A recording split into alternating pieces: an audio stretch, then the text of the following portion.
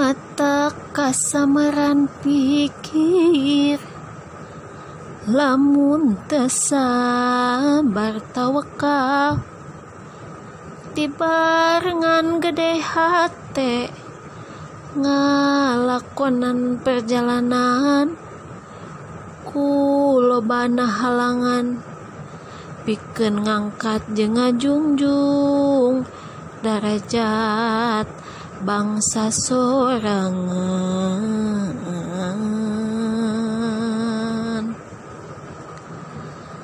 Tapi Munggu Maha Suci dina masihan lantaran sakitu kuring teh bodoh asa gampang ngahartina, maklum kabeh geus aya di badan sakujur, terang nyata ku wujudna.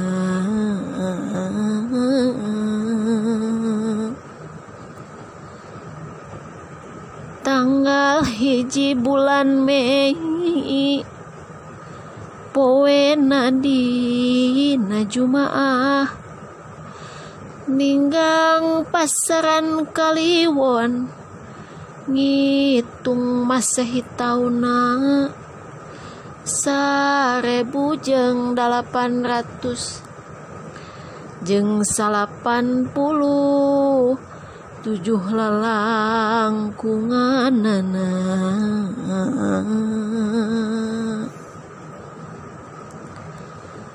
Sim kuring kadunya lahir, kitu saur indung bapa, nu nyaksian lahir batin nu wajib dipercayana ku sim kuring sorangan, tur wajib dipanjang punjung ti dunya tuka akhirat.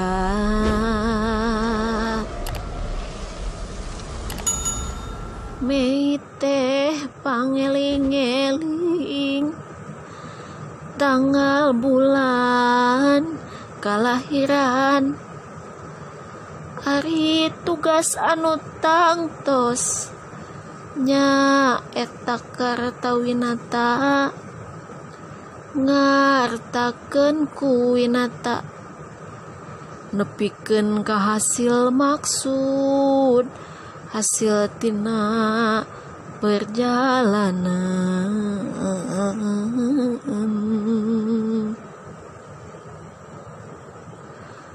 Ti Purwakarta mimiti Karta di zaman baheula, Bandung anu jadi hate Bandung anu kawasa, rasa anu nyaksian ayana Gusti nu wujud nu wajib dipangerana.